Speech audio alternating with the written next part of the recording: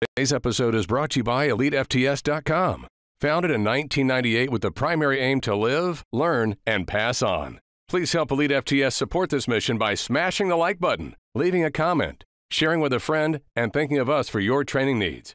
If you can put it in a gym bag or load weights on it, Elite FTS has it. What's going on? I'm Dave Tate. We are broadcasting from the middle of the Elite FTS weight room, where the underground still thrives and you're part of the crew. It's time to sit down, keep it real, and cut the bullshit. Welcome to Table Talk.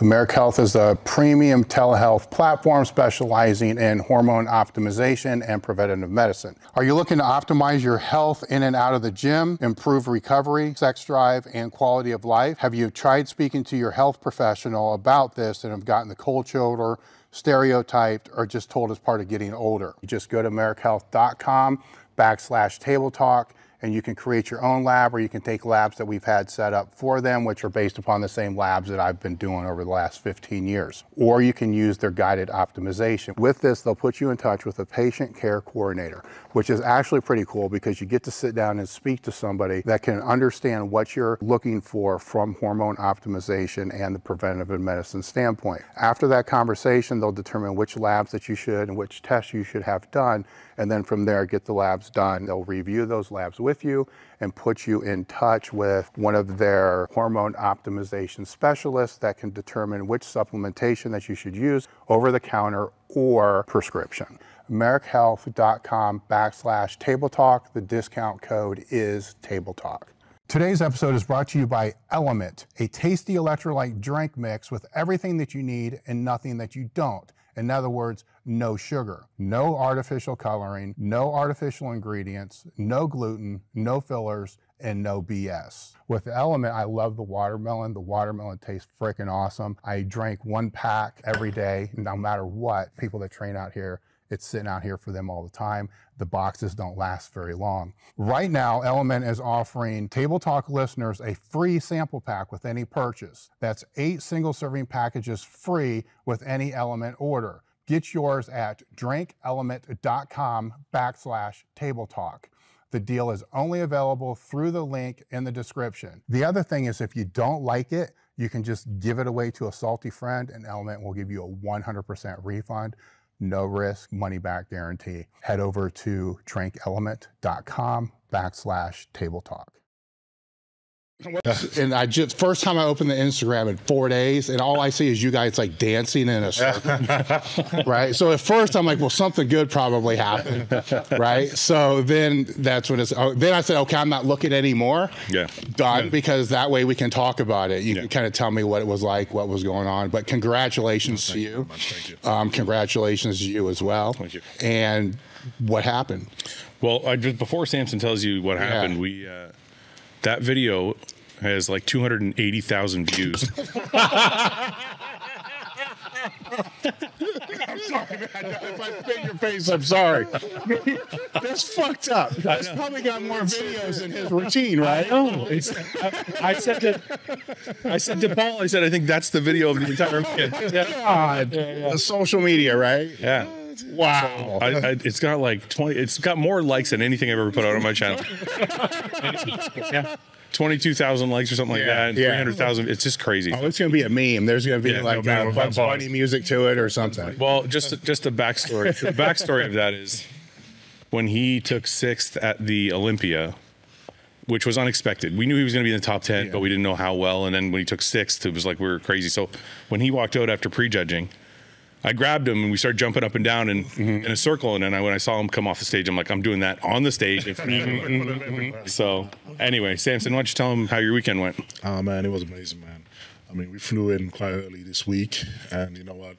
The whole prep going for this show, we had the state of mind of coming off the Arnold and placing so well there. We knew, you know, we had a good chance of winning this. And we knew we could tighten up. We heard the judges' feedback and everything they gave to us. And, you know, just to see how well everything came together and then having this result, Man, it's crazy. Yeah. It's When crazy. did you decide to do this? Did you decide right after the Olympia, or you knew before? I knew way before I was going to Okay, do this. all You right. know, it was already been planned that we know us. When I did Arnold last year, and I absolutely loved the show, and I was like, you know what, I'm definitely coming back next year regardless of what happened. So when we then obviously were coming towards the prep for the Olympia and everything else, I already put in my application to come train. Yeah. I was going to do the Arnold straight after that. So when we came off the Olympia, it was like, okay, have 2 weeks break, and you're back on it. So from that point on, even we did so well in Olympia, and we sort of got feedback from judges on what they wanted to see going to Arnold, and they sort of told me, you know what, want you to tighten up a little bit more and come for that. So we basically said, okay, right, that's a task we have to do, you know. So we spent, you know, I think it was like another 11 weeks, so carrying on the prep and everything else, and you know, just kind of seeing the result we had from the Olympia. We knew, you know what, we knew the guys, obviously when the guys jumped in, like Nick, Andrew, and they jumped in, and Rami, we were like, okay, we know that if we come in better, we have a good shot of actually winning this show. So we made sure we worked our ass off for it, and you know, it just seemed to just happen, and everything just seemed to click at the right time. Was there a stage weight difference between the Olympia and the Arnold? Funny enough, there was a stage weight, but I was actually heavier, a pound heavier in this show than I was at Olympia, even though I was tighter here. Yeah, you know, so. that kind of can make sense, right? Because if the muscle's fuller, it's going to push out harder against the skin. You know, right? I mean, I'm just a fat body or powerlifting guy, right? But I can kind of see that. Well, Ben's the resident expert. He's the coach at Hosstile, and he would probably be able to explain it a little bit better. But yeah. Well, actually, from my gathering, you eat a little more after the Olympia. Yeah. So at that point, his metabolism is moving a little quicker because he's already lean. So you can always build muscle a little better when you're leaner anyway, and then obviously using certain things, etc. Using certain combat, like, you know, you're going to carry on that prep, and he's motivated and training hard with a little bit more food in him whilst he's in stage condition. Then it's probably no surprise that he put on a little bit of extra tissue as well. Any training difference? No. You know, we just basically carried on what we're doing, and that was just it, because we were just kind of responding well to the work. Because normally it's like, because again, in that condition I've never been in before, finally having a longer prep, coming up, actually not actually having loads of time to put that fat back on, the skin just got thinner because I was just longer time on prep. So when we're kind of going through stages week by week leading up to the Arnold, we kept on looking and just going, you know what, you're getting leaner without having to pull your food back so much. So it's like, look, every week we looked and said, okay, you're getting leaner, just don't do anything, don't change anything, just ride with it, let's just see what happens. And then we started obviously noticing that we're growing at the same time and getting leaner at the same time. So I think for the first 6 weeks of that, we didn't change much. We just kind of ride along with it until the last bit before we start cutting. But there was a little bit of a, Samson, correct me if I'm wrong, but there was a little bit of a change because you were eating more, because you were already lean. So I think from when we talked about his training days were more intense because he wasn't so worn out, because he was already shredded. So he was able to eat more calories throughout the day and have more intensity in the gym. So that would be the main change in your workouts, right? Yeah. So, when did you know, or any of you guys know, that he physically was good enough to win when he got to Columbus? Because there's a deplete, you know what I'm saying? There's things you're doing in the last 3 or 4 days that can fuck shit up real well too, right? But there's other things where you just know. I actually had, we did predictions. We did predictions, and I actually had Samson in second at like 10 or 11 weeks out, and then I think you posted around 3 or 4 weeks out. Update. At that point, when I saw him from behind, because the criticism from the Olympia was like, be tighter from behind, a little tighter and a little harder. And then when I saw what he got from behind, I was like, okay, if he can, with this trajectory, if it comes into the Arnold like he is moving, then and then I moved him into first at that prediction point, and that's where I saw, like you said, he took the criticism from the Olympia, and that's where I saw the difference. So Ben said that to me. I remember getting a text from him. He's like, he's going to win. And Paul is actually an IFBB judge. He judges pro shows, and he judged the amateur at the Arnold. And in those predictions that we did, Paul had Samson in first from day one. After Paul saw him at the Olympia, he was like, Samson's going to win the Arnold. I was really confident because the look that Samson has, I think, is the look that should be pushed as the ideal in bodybuilding. Shape with mass. Not saying anything about anybody else negatively. No, I get it. That should be the ideal that we should be pushing as our ideal physique. So, and seeing Samson get better and better all the time, like every show he's been getting better. It's incredible, and getting a little bit harder every show. I just had a gut feeling that that physique is going to get rewarded. In the past, hasn't the Arnold kind of always been, not always, but most of the time been shape and mass, where the Olympia seemed to just be mass, or does that? I don't think so. I think, you know, I heard some people saying that. That's not actually true. Yeah. Like if you look back, like Jay Cutler always bested Chris Cormier. Yeah. Right. And Jay was a mass monster, and Chris was that shapely, symmetrical, beautiful physique. So it hasn't always been, you know, I heard people saying that, well, it's Arnold's show and Arnold likes symmetry, so that's why Samson won. It's not the case. Yeah. The thing about the Arnold too is there's 10 judges, not 3, not 5, not 7. They have 10 at the Arnold's. Yeah. So you have more judges than most shows. So he was first on the scorecards day 1 and day 2. So it was a unanimous victory from the outset. Yeah. But it didn't. I think when people say that, they need to look back into the history of the Arnold. It hasn't always. I mean, Nick Walker won last year. Yeah. Nick Walker is not a aesthetically pleasing bodybuilder. That's not his strong suit. Yeah. His strong suit is that he's just a raw muscle. So I'm going off the rumors, right, of whatever the past was. But what I'm wondering is that the direction that it's going to continue to change, with classic becoming more popular than bodybuilding? You see what I'm saying? Well, I think what happened, if you look back to like 2015, Arnold came out and made a statement about midsections and guts and how this is bad for the sport and it's not what bodybuilding should be. And ever since that statement that he made, the IFBB has put all bodybuilders on notice. If your waist is sloppy, if you have a distended gut, you're not going to do well, right? Yeah, me and you, like, we're not. No, I'm looking at the Arnold Classic trophy, like I said earlier. I'm like, dude, that's a wide waist right there. But anyhow, so they kind of put everybody on notice, and I think what the IFBB is trying to do is slowly move more and more and more and more towards that aesthetic shape, because at the end of the day, I mean,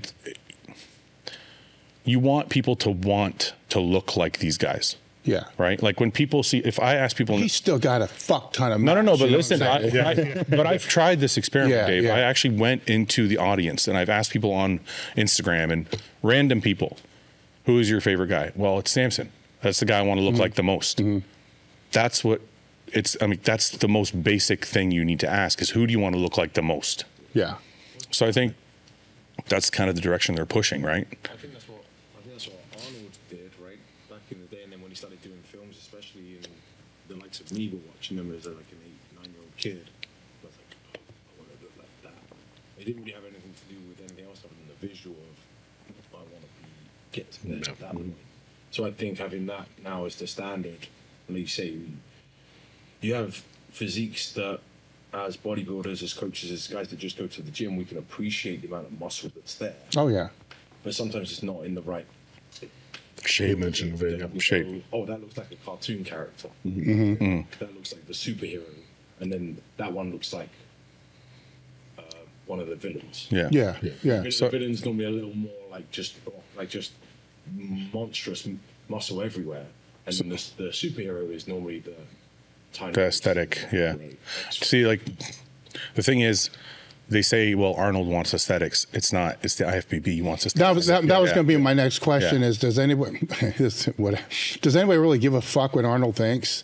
I mean, they do, and his words have some weight and they have power. But when it comes down to, if you're judging, are you sitting there thinking, well, I wonder what Arnold's going to think? No, absolutely not. No. You know, you're looking at who's up there and you're comparing them with who else is up there on that given day. Right. Right. But I will say this, if I could say this, I think like when you have a Mr. Olympia or an Arnold champion, that sort of becomes your standard now category for bodybuilding, whatever category you're talking about. So, what do you want to be the standard? Do you want it to be the shapely mass, or do you want it to just be a mass freak? Right. So that's why I think it's important to place that accordingly, so that you're setting that standard for the amateur ranks and beyond. I think Arnold has influence, but it's not like people think. It's not like on that show he had influence. No, it's more broader. Like if he, after, like I said, in 2015, when he came out and said, this is ridiculous. It can't be like this. I think people heard, right? Like judges heard, people heard, and they're like kind of reset our thinking a little bit about what we want. It kind of reminded people. Yeah, but I don't think it's the kind of influence where he's going over to the judges table and going, hey, make sure that guy wins. Like that's not what people should think. That's not how it works. Well, what I think is cool here is I think this conversation that we're having here is going to start happening on all podcasts with bodybuilding. Yeah. If not already, I'm further disconnected from it than what you guys are, and that conversation's happening, right? Yeah. Where now you're in this weird place, right? Where now you're this guy that's potentially setting the standard. You know, so that's kind of awesome, right? But at the same time, it's still like, oh, it's a lot of pressure in that. Yeah. But then you know what? For me, the way I look at it is when I started bodybuilding, I was watching it. I know one of the biggest draw was seeing guys like Flex Wheeler and Kevin Levrone and seeing their shape and how wild they were on stage and looking at that and just being blown away by it. I didn't know anything about bodybuilding. I didn't know anything about muscles. I didn't know anything about it. I just looked at it and just go, that looks amazing and I want that. Yeah. So, you know, the same standard they set to me when I came into the sport like that is the same standard I want to then recognize set to other people when they watch the sport. So it's almost that thing where you can show a picture of someone who doesn't follow bodybuilding, doesn't know anything at all, and say, what do you think? And they can look and go, wow. You know, and get blown away by it, not more of that actually looking and go, it's a bit too much for me. You know, so is that sort of thing so you can show it to a regular person and say, yeah, that's the kind of physique, you know, that you can be appreciative of. So as you've moved up through the ranks, what things have you had to do to be able to maintain the symmetry? It's just that. It's your training style. Everything has to match. And it's almost like we've always said, regardless of how much mass I put on going forward, the minute it starts to seem like my waistline or anything is starting to, or my lines are starting to blow out, that's the limit. We have to pull back on it. So we have to make sure with every match put on, you still keep that shape, you still keep that lines you have. And you have to, it's one thing again is, you know, with bodybuilders, we want everything now. We want to rush. We want all the muscles now. We go to the gym and we just want it all now. And is that having that patience to say, okay, pull back and slow down. Let that muscle growth happen slowly and let it just kind of feel your frame out equally and not just blow you up all of a sudden.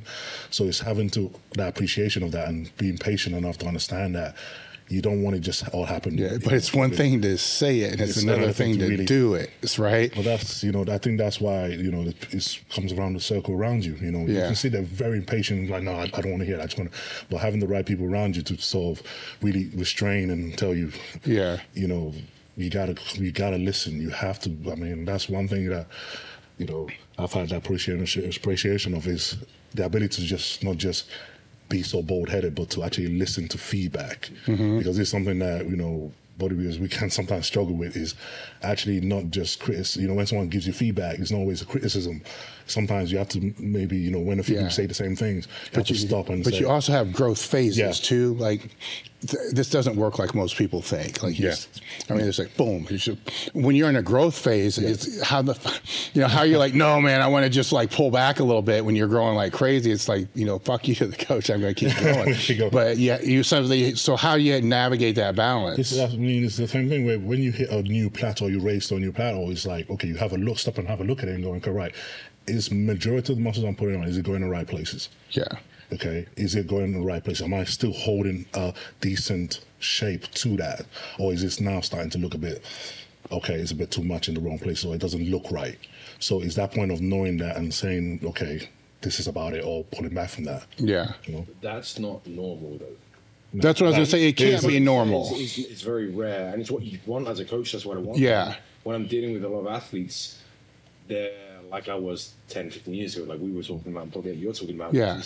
Hey, I'm accelerating. I'm going to keep this going. Well, you just start to justify a new normal. Yeah. But my waist isn't that thick. And you know, it's thick, but not that thick. It'll come down once I start dieting, right? I'll look after that. Oh, that's a good point. I'll deal with it later on. Yeah. Whatever it might be, because I just want to, like my strength, I keep adding 20 pounds to every lift, like every 10 pounds, whatever. My weight keeps going up. I said, yeah, but it's like you said, it's to be able to be analytical in the moment, that's rare. And I think that's what he's very good at. It's what's impressive. And for me as a coach, that's where I'm having to get involved and pull back the athletes. But he does it kind of self-regulating. seems. Yeah. I think he's seen people before him as well. Like he knows, like, so this actually happened to, and I'm not saying he got it from me, but like, I get it. this actually happened to me. Yes. Like I had a relatively streamlined physique until I pushed the boundary past where my body wanted to go.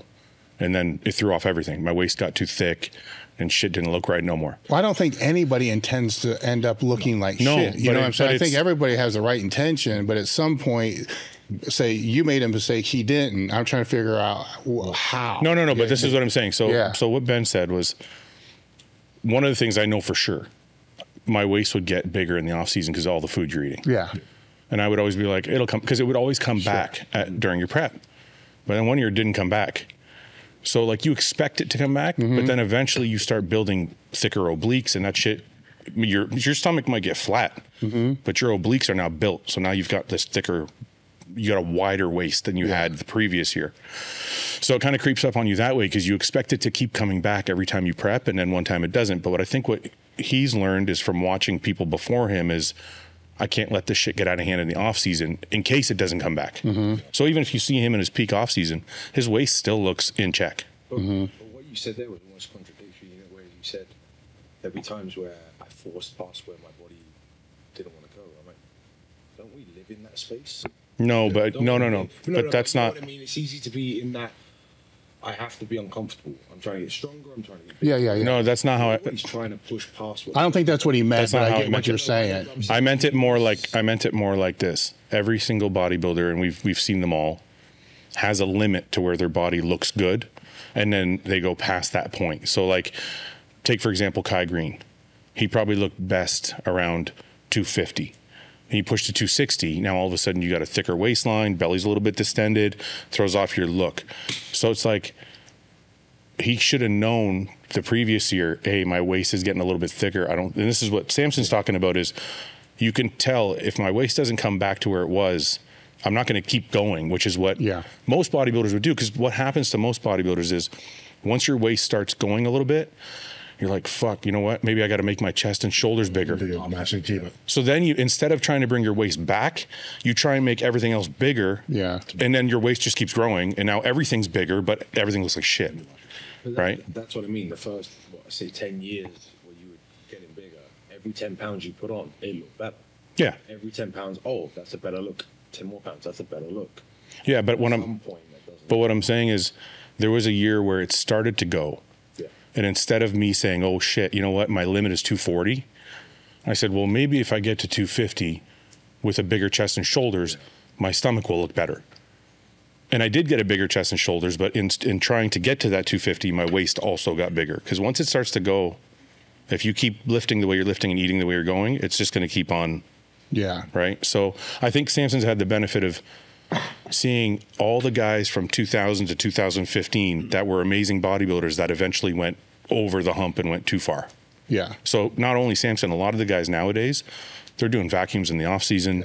They're eating much cleaner. They're not getting as fat because they recognize that these guys all in the 2000 to 2015 range, 2012 maybe, they were the guys that all their stomachs got thick, blown out, like with relatively, not all, but a lot of guys in that era went that way. So you have a whole crop of guys, Samson included now, that are like mindful of that.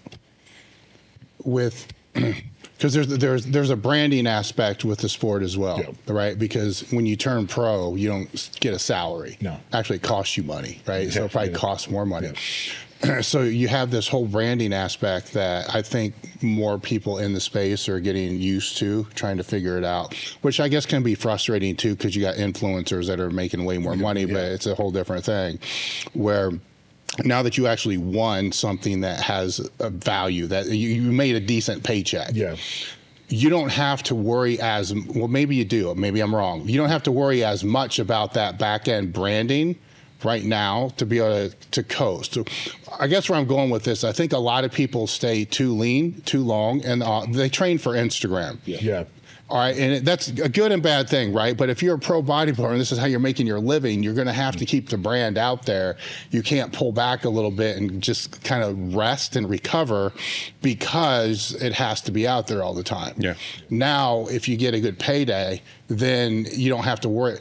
Do you have to worry about that as much would be my question. No, because I mean, for me, because even right from the get-go when I started, it's all the things like I always wanted to keep my off-season look within a decent check, not because of the brand or anything, because I knew that I don't have to blow out so much to grow. Yeah. So because of that, there was always more of a cap in terms of the look of where you have off-season where, yes, it's clear that you're not stage where you're not that lean, but at the same time, you're never in a position where you're afraid to take your top off either. You know, you still look like a bodybuilder, be it off-season prep, you still look reasonably like, whoa. No, I don't want you to gain 80 pounds. Yeah, you know what I mean? So I've done that. No, yeah, you don't want to do that. I think they've learned from that. Yeah. So you know, even as a brand, you think, okay, that's an off-season bodybuilder, regardless of, okay, he's not stage ready, but you can still look at it and go, okay, that's a big off-season bodybuilder. You know, so it's trying to understand that you're reaching out people that understand the sport in that way, understand the look between off-season and prep, and not just expect you to be shredded all year round, because I think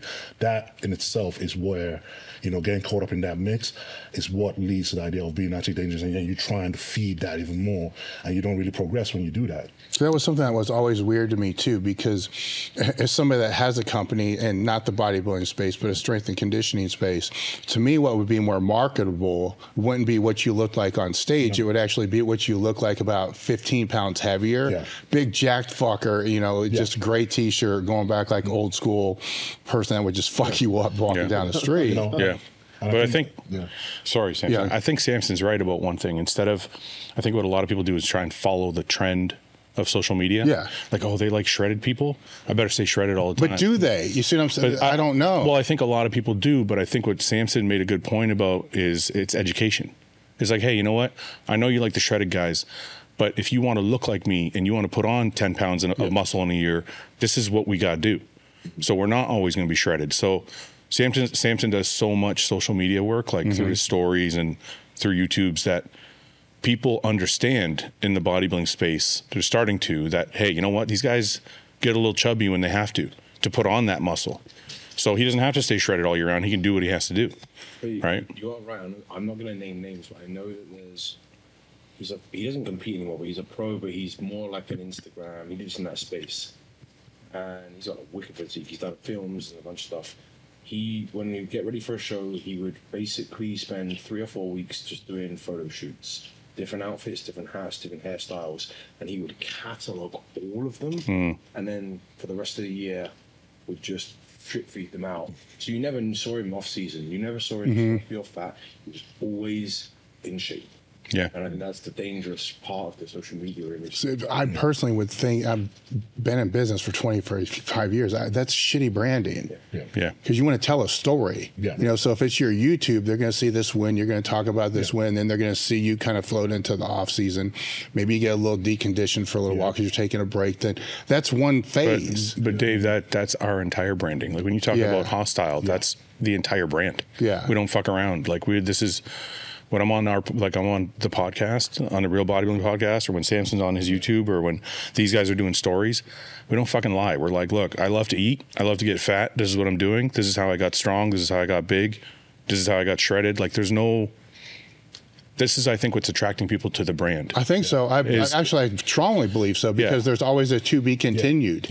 Like, is he going to get fatter? Is he going to get too fat? We're not trying to like pull the wool over anybody's eyes and be like, oh, we're perfect all the time. We eat perfect all the time, or like, I look perfect all the time. I think that's why it works, though, because especially as social media became very popular, maybe 3-4 years ago, or Instagram, there was a big space that was only perfection. And I think people bought into that early on, and now they've realized that's not the case. And so now this space of being real and honest and relatable has started to catch a bit more than just the perfection of people stood in front of a fucking Lamborghini.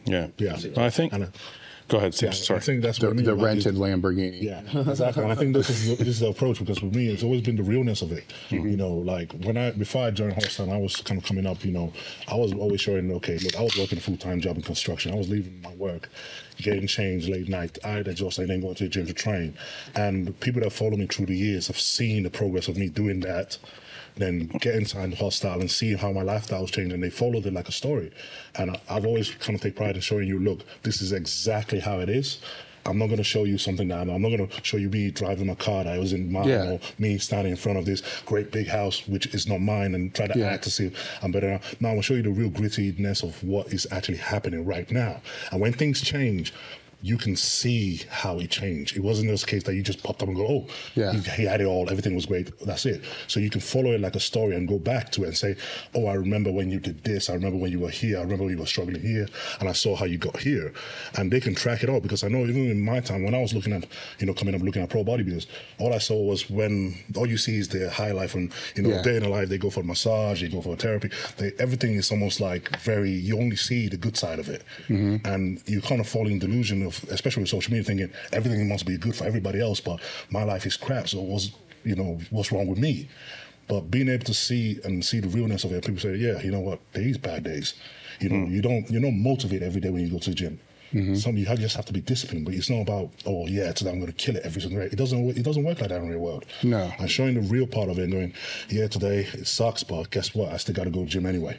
That's the realness of it. I think there was something so when I was competing, there was only a few ways to brand yourself, right? You were either really, really awesome, or you got signed to like a really, really big company and they pushed you or something like that, right? I found out early on that my niche was telling people the truth, because I wasn't good enough to be at the top. So I would always be like, oh, I fucking tore a muscle, I'm rehabbing again, or whatever was going on in my life. And people would always be like, nobody's sharing this kind of stuff.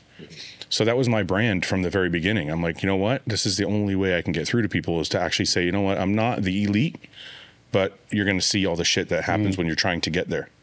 So, and that's kind of carried over into the brand, and it's carried over into the people I've signed to the brand. I don't sign anybody that's full of shit. So like anybody who's part of the brand is always fine to do a story and say, you know what? I'm fucking depressed today. I feel like shit. My so-and-so passed away. It's all very open and there for everybody to see. Well, at the end of the day, everybody's still human. That's right. In your story, the interesting thing is you're putting out there that you're working construction and all that. While you're doing that, but you're watching all these other guys getting the massages and all that, you have to make a choice yourself. Part of you could have thought, I can't do this because I can't do all those other things, which a lot of people may think, because that's all they see. And they're like, oh, shit, this isn't for me. I don't have the lifestyle that's going to allow that. Yeah, exactly. Where you looked at it and figured it out. Yeah, right? Because I remember every time I used to do that and go to the gym, the people I meet at the gym were coming from the same way I was. They were coming out from a job, working all day, and coming to the gym to train. And we would talk about, man, how's your day at work and everything else, and when we train. So majority of people, I like that. So the idea of now kind of switching out and going and showing a lifestyle which is not true, which is, oh, now I've just been massaging all day and now I'm going to train. It's only relatable to certain people, not majority of people actually in real life. So it's trying to show that realness and showing that, look, this is what actually really happens, not just the glamorous side of it, But it's got to be kind of awesome to not have to do the construction anymore, right? Oh man, definitely. But it's almost like, but it's showing the journey of it. It's knowing that, and knowing, making it, people that actually doing that now can see that and go, actually, it can happen to me as well, because he did it. Yeah. So why not? It's possible. It's not the idea of, okay, I'm in such a situation, I'm working full time, I can't do anything else, and it will never change. So it's being able to show that it can change for anybody. That's one of the cool things about social media, I think. I was a bodybuilding fan. I started in bodybuilding in the 80s. I was a fan, at least. I started competing in the early 90s. But back then, there was no internet yet. No. So you only see the guys in the magazines, which if they were photo shoot ready after a show. And you had this misconception that they always looked that way. Yeah. You didn't see their off-season, sloppiness and, having fun, whatever their normal life. So as a fan of bodybuilding, I think it's one of the positive things about social media. Yeah, that's true, because it gives you a chance to show that. It gives you to show what actually really happens, not just the glamour sides that you see on the magazine. And say, no, how do you actually get there? It's through this gritty, hard work. Yeah, because I had the misconception when I was a kid that these bodybuilders were shredded all the time. Yeah. I had that misconception. Yep. And then when I saw my first bodybuilding show and I saw my first guest poser, which was Barry DeMay back in 1990 or something, he was a little bit out of shape. And I was like, he's huge. It's really impressive. I like seeing bodybuilders like that. But now you get to see that, on social media. Yeah. So now that you've had this big payday and taxes take half, what any plans for the other half? Oh man, because me and my wife, we kind of the thing is, we had all these dreams beforehand, thinking, all things we wanted to do, and one of the things we want to do, you know, it's like, okay, you know what, we want to have a better home. We want to have something that we know that regardless of what happens to me tomorrow, we have something for it that we can say, right, when we won our first Arnold, that's what happened. So we were kind of, okay, we want to get a new home and actually say, okay, right, your first Arnold, that's what you did with it. So yeah, that's what I deal with. Dave, his story is a crazy story. Like he's told this story on a lot of podcasts. So maybe I'll give you a quick rundown through it. But when I first had him on my podcast, it was 2 years ago. It was during quarantine for COVID, and he was doing a show in Korea. He flew to South Korea to try and qualify for Olympia. From where? He's in the UK. UK, okay. So he flies to South Korea to try and qualify for the Olympia. I podcast with him. He's in his fucking hotel room, locked in there for 2 weeks because they won't let him out. And he's got a show to do. So he's doing fucking band work and running on the spot for cardio. No, I didn't go there first. Food. They brought food to you. Tell him. Go ahead, tell him. Oh, man. It was basically, you know, doing the whole quarantine. Yeah. And, you know, if you have to go to a new country, you have to quarantine in a hotel. Yeah. 14 days. So it was in that period. And basically, all the shows are being canceled and everything else. I really want to qualify for the Olympia that year.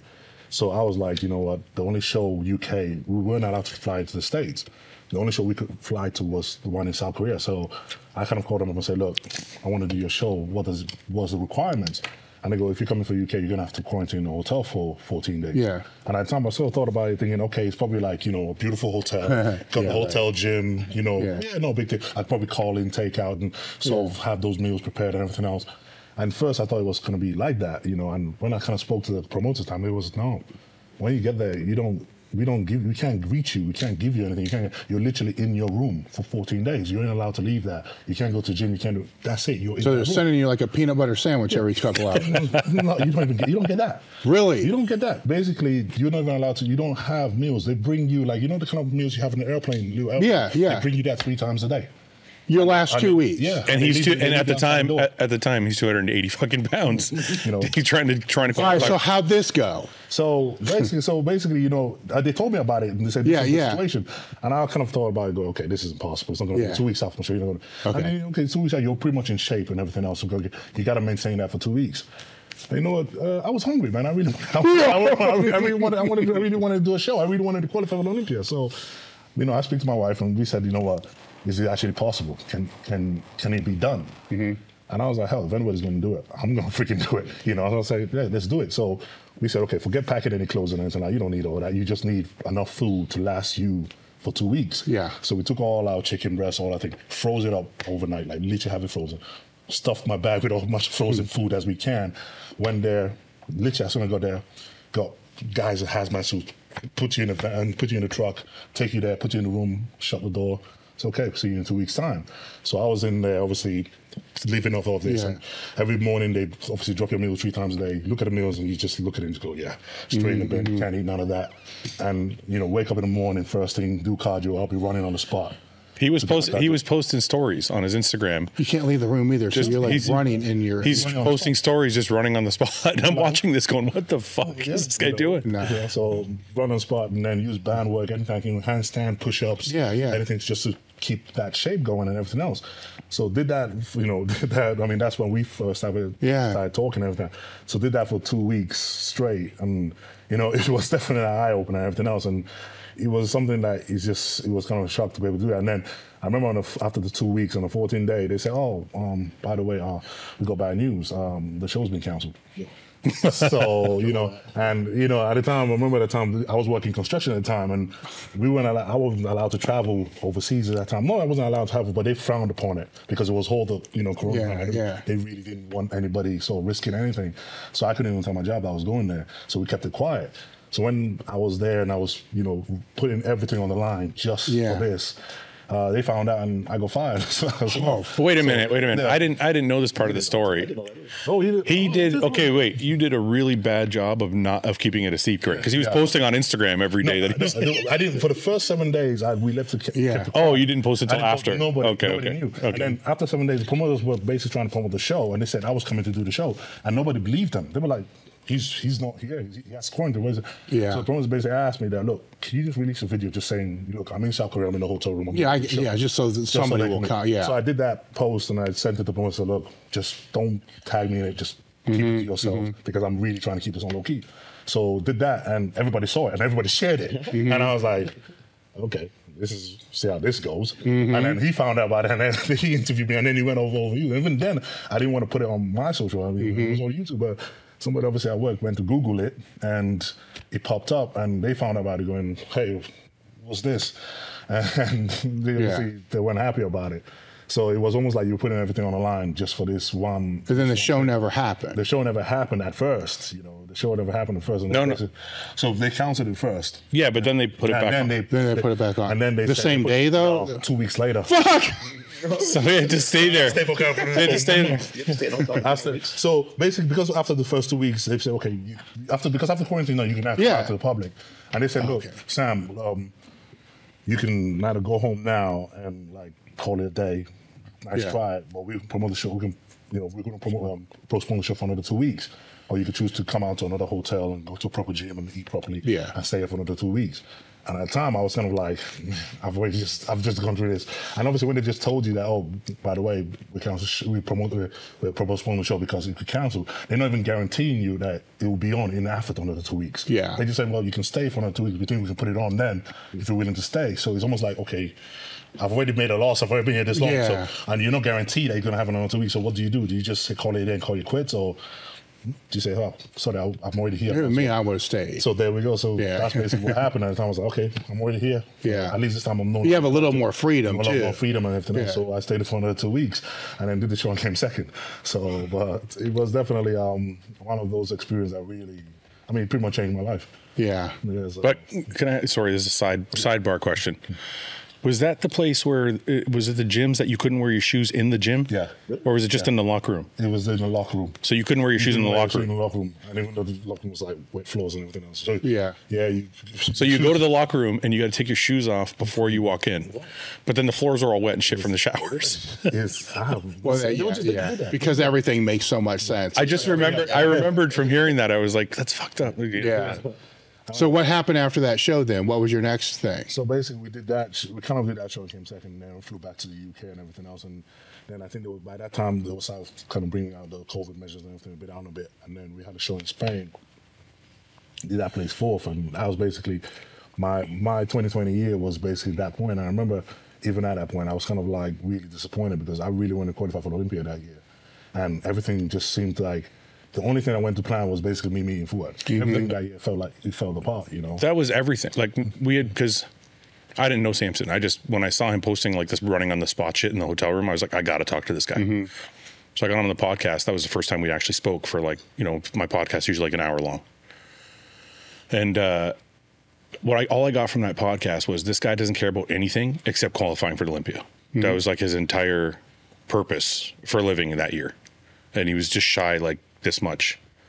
So after the fourth place in Spain, where did you go from there? I can't remember. We did the UK one, and it was just like, okay, it just wasn't coming together for me. It really, it wasn't. It was the Korean guy. Remember the guy? Chow soon or what? I can't remember his name. Yeah, So it was kind of like, you're having a year where you're trying to do whatever it takes. Because I remember that year, because I remember the start of that 2020, bodybuilding, as much as it was, like I was working full time and everything else. And what you don't know is like you spend so much in competing as a pro, traveling and everything and diet. And when you have a family and everything else, and you're literally feeding this hobby you have that wasn't, giving back, you weren't really doing anything. You start to stop and start questioning your decisions and start thinking, man, is it really working for me? I'm being a bit naive here, or am I really meant to do this? And I remember 2020 was the year where I was like, okay, if it doesn't work out this year, if I don't make it Olympia this year, I'm not bodybuilder anymore. That'll be it for me. So that year was, okay, if it doesn't work this year, I'm done. You know what's interesting? Sorry to jump in. For every kind of great or successful bodybuilder, or even just athlete that I've kind of interacted with, they all have a point like that where they were on that edge. Yeah, they were questioning, okay, or this is the last kind of go, and if it doesn't work out, I need to get a real job. Something like that. I would say that's all strength athletes. It's everybody. It's probably every athlete. What pushed it over the edge to say, okay, now this is it? I mean, that was because I was in debt, credit cards, of course. everything else was racking up. And literally 2020 was like, okay, I literally came in 2020 with the idea, okay, this is before COVID actually started. So I was like, look, I'm going to do whatever it takes to make it this year. Yeah.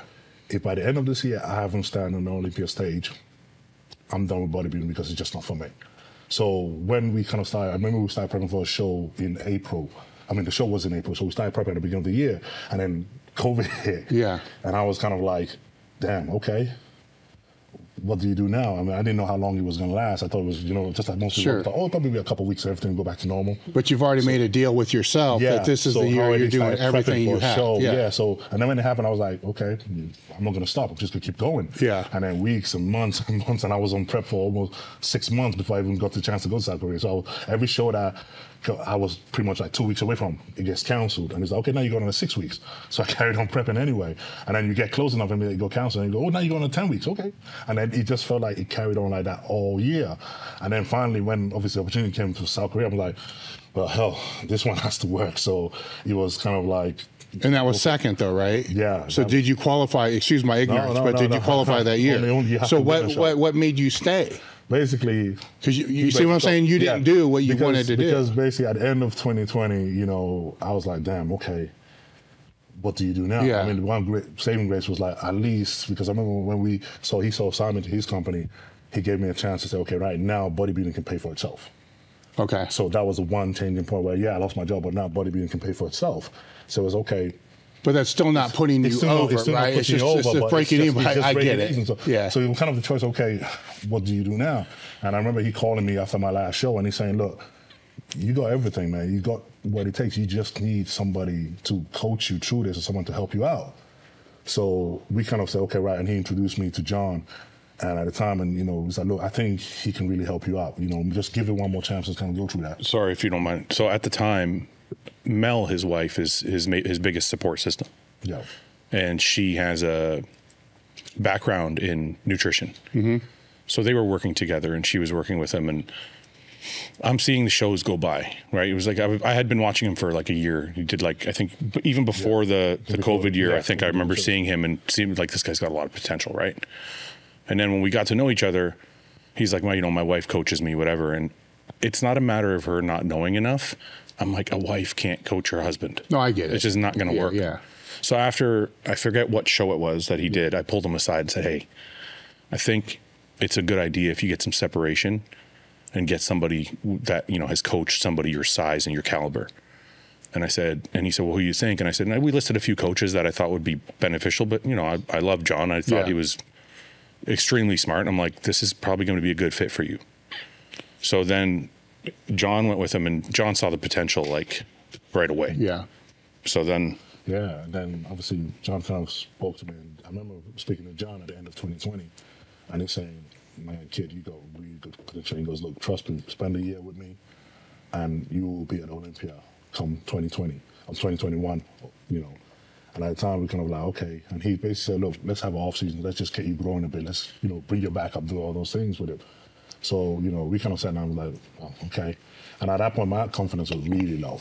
You know, after, you know, you just feel like you just failed. Mm-hmm. You're literally down as you can be, you know. And John basically started working with me and really sort of feeding me the idea of, you have something. You got to believe in yourself. You have something, there's something there. And every week we'll talk, and every week he still feeds that whole notion of, man, wow, you're great. You can do well. You can do well. He was his customato. Yeah. It was it, you know. Probably a nicer version. So, you know, he kind of fed that for a while. And, you know, after a while, you know, I kind of started believing it as well. And I saw, you know, I was progressing. We went through, you know, the first half of 2021 with him just kind of working with me. And I remember wanting to qualify for the Olympia in 2021, but he said, look, we're going to need more time because the show then was in September, and if we wouldn't have had a long enough offseason to really go if we actually picked to do that show. He said, look, let's do a show after that so we can qualify for 2022 year. So I was like, yeah, great. So at the time, they were just introducing the Arnold UK. And I was okay, nice show right at home, my backyard, you know, I know it gives me enough time to qualify for it. So we started sort of prepping towards that show. And everything was going really well, you know. At this point, I'm feeling really good, you know. Things just started coming together nicely. And I'm feeling like, okay, you know what? This is the big break. This is the point. I know I can do this now. I got a good support system. Everything's working out. We started prepping. And then we kind of got to about 8 weeks out. And, I remember, I spoke to John the Friday, and we kind of have our check-ins like we do. And he kind of said, man, kid, you know what? You're going to shock the world when you get on stage. They're not ready for what's coming. You're going to really shock a lot of people. And, and he started making me believe that, I really said, okay, this feels right. It feels good. And I remember that Friday we kind of spoke and we had a check-in, and he was like, kind of do that. And then I think it was like on Sunday afternoon, I started getting messages from people and saying, oh man, dude, I'm so sorry for you, man. My condolences and stuff like that. And I was kind of like weirded out and freaked out about what the hell are they talking about? What is this, And, at that point, he was like, okay. So I remember switching on the news to see what's going on. And I kind of opened up social media, and, that's when I actually heard about John's passing. And, that was the point where it was like, man, okay, that was it. It's like, every time you seem to catch a break, life has a funny way of pulling that thing around every time. Your feet, So yeah, that was the moment that I just thought, I can't do this, and I really thought, nah, I was gonna pull out right then and say, look, that was gonna be the end of it, and obviously spoke to Fouad and spoke to the rest of the guys and everything else and said, look, with everything that's happened. And then I was already halfway through a prep anyway. So, they kind of advised me that, look, you and John have already been working on something. You really, he really believed in you. You really believe that you're going to do something big with it. Don't stop. Finish up what you said you were going to, finish up the race, keep going. So after that, I kind of, after, a day or two of just kind of like thinking about it, I'm really thinking, damn, okay, if I'm going to do this, I'm going to do it for John. I'm going to carry on going. So I basically kind of reach out to, but John have always spoke to me like, he speaks to my coach Milos and he tells him about me and saying, look, I got this guy in the UK, he's going to be something, you wait till you see him and sort of thing. So I thought, okay, if I was going to do this, I need to reach out to somebody that actually knows about what me and John were doing and everything else. So I needed help. So we kind of reached out to Milos and said, look, I don't know if you know me, I was prepping with John before, all thing happens. Can you help me out? I'm pretty much my ends here. And he sort of thinks, what, yeah, okay, let's do it, And he kind of got me ready to carry on the prep with me and got me ready for the Arnold UK. And then I remember that year because he preached that, John said, look, you're going to qualify for 2020 to Olympia. And when you do, you're going to shock the world. So I basically made my chance that, look, whatever happens, I will be on that 2022 Olympia stage. I don't care how many shows I got to do, what I got to do, but I will do whatever it takes to get to that stage. And so we just went show after show after show until we finally won one. I was going to say, I think you did a bunch, right? Yeah. He won, would you in Prague in the end of 21, he won it. But how many shows was it in that span? Four. It was a lot. It was, yeah. I remember when John passed, we talked about it, and I was like, he would want you to keep going. He would want you to finish what you started. And I think the Milos thing was a good connection because I know John had a ton of respect for Milos. He liked him. He liked Milos a lot. He thought he was very smart and very intelligent. So I thought it was a good fit for him. Like, I was happy that he reached out to Milos because I'm like, that kind of makes sense because it kind of bridges that gap a little bit. So they took on and they just kind of clicked right away. So I think Samson trusted him right away and they started working together. And so then that led to the Olympia this past year, right? Yeah. So this right now, currently, is the first break you've had in a long-ass time. I mean, we did the Arnold last year. I think that sort of, before the Olympia, we did the Arnold last year, and I think that was the first one where we saw. Yeah, because Olympia was winning the show. I just want to interrupt for 1 second, though, because I think the first break he got where people opened her, when he beat Nathan. Yeah. And Nathan had already beat Samson a few times. And Nathan was a former Mr. Olympian, has like 7 or 8 pro wins. So when Samson finally leaped over Nathan, people were like, wait a minute, maybe that was a fluke, but holy shit, who is this guy? And then only a few months later, he did the Arnold, and he ended up in 4th. And then people again were like, wait a minute, this guy looks really good. Who's this guy? And so that kind of was the build-up to the past Olympia. Okay. So leading up to the 22 Olympia, people actually had him in the conversation in the top 10. Yeah. Because they had seen him at the Arnold, and then they had also seen all the progress pictures leading up to the Olympia. Like he was posting pictures in the off season at like 330 pounds. When he came to Texas. Yeah. But how long was the off season? I guess 6 months. 6 months. So it was a good, Dave, it was a good off season. I've never seen anybody put this much size on, like quality size. Yeah. In such a short period of time. Sure. Him and Milos worked magic. And he's posting his like peak off season, like at the very end, you know, before you start dieting. He's 330 something pounds, but still in shape. Still in shape, but 330 still sucks. Man. You can't. Carrying that weight, it still feels like that's a lot of weight. Yeah. You know. You came in August, right? Yeah. So he turns up first time in Texas, comes to my house. It's like 105 degrees. No, that's not comfortable, man. I'm like, yeah, the guest room is Yeah. You're wearing sandals everywhere you go. I was just breaking stuff, man. I was breaking chairs, things, everything. I was leaning on something, he cracked. I was like, okay, yeah, I'm sorry. Yeah. You know, it's crazy though, because so there's always, you know, people that, and even us, we weren't sure. We were looking at this guy who's 330. And we've seen people get to 330 before, 320, 310, and they start dieting and they lose half that shit. Yeah. Well, what's your stage weight? What was it here at the Arnold? 297. Okay. But this is Dave, this is where I'm Dave, this is where I'm going with it. Like, so he gotta let this set in. That's so so do that photo shoot, right? Yeah. And he's over 300 pounds right now. Yeah. Right now. Yeah. So when he was done the off season before the last Olympia, people were like, yeah, he's 330, but he's probably going to lose 50 pounds of it, and he's not going to keep, because it's all this new muscle. You know how you hear new muscle is going to disappear when you start. He starts fucking dieting, none of it's going away. We're like, what the? You're saying that like it's a problem. He's fucking 8 weeks out. He's still 310 pounds. We're like, what the fuck is going on? So people are, you know, all the predictions are being made, and now Samson is in the conversation. This guy's going to be in the top 10. Well, even look at the improvements Samson made from the Olympia in 3 months' time.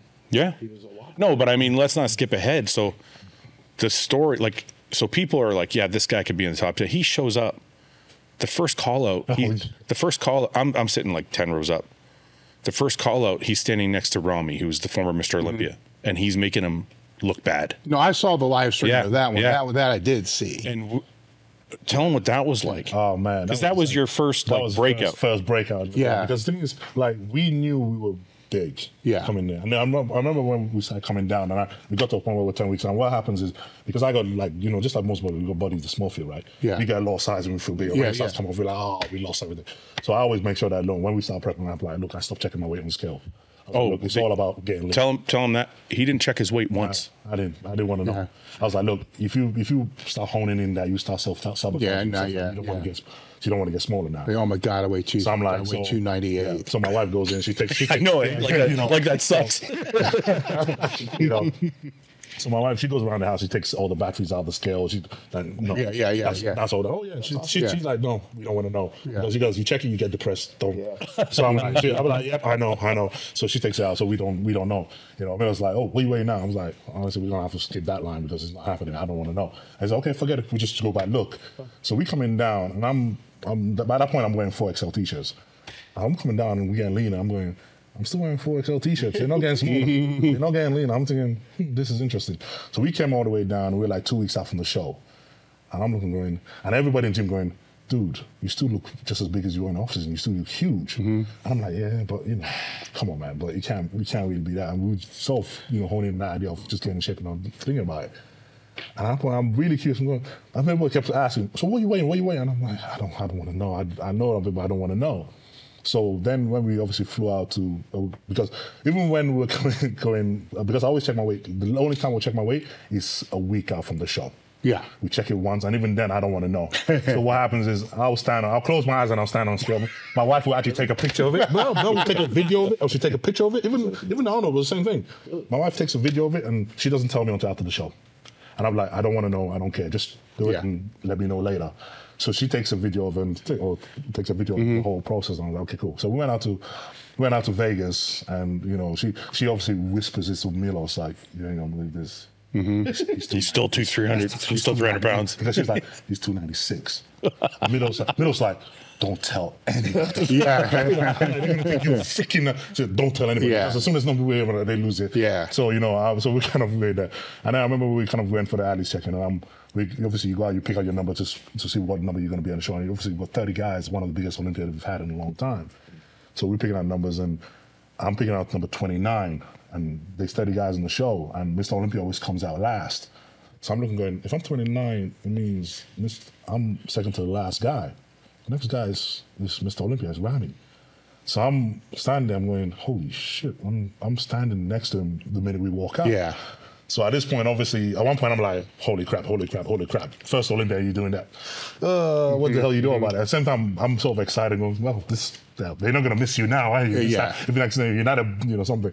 So we kind of went back to the hotel room and we were like, get ready for this. And we kind of get ready for the show and everything else. I remember when we were backstage at Olympia about to go out, I'm looking around, and obviously you got 30 of the most jacked guys in the world all there, and you're looking around going, oh, it's a sight to behold, man. It's something like you just look around and you just think, no matter how big you think you are, you end up feeling that small. You just end up feeling, for some reason, everybody looks way better than you ever think, and you're looking around going, okay, this is not going to end well, you know. So we kind of like obviously come out, do our single walk on each of us one by one.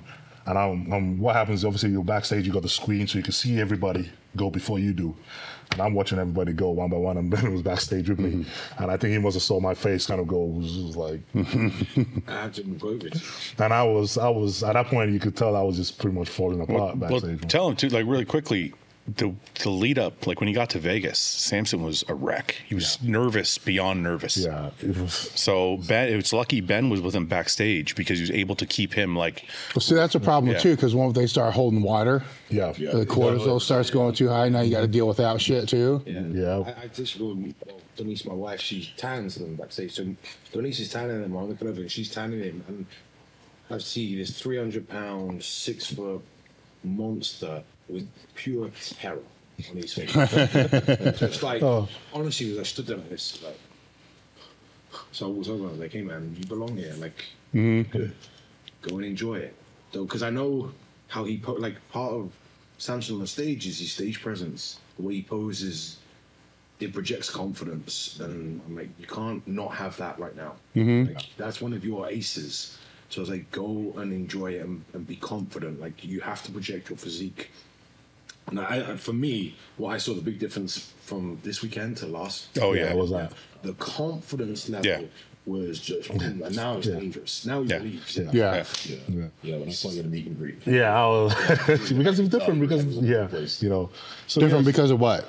Yeah, because basically when we walk out as a group and you stand next to Rami, even people are like, oh, how does that feel like?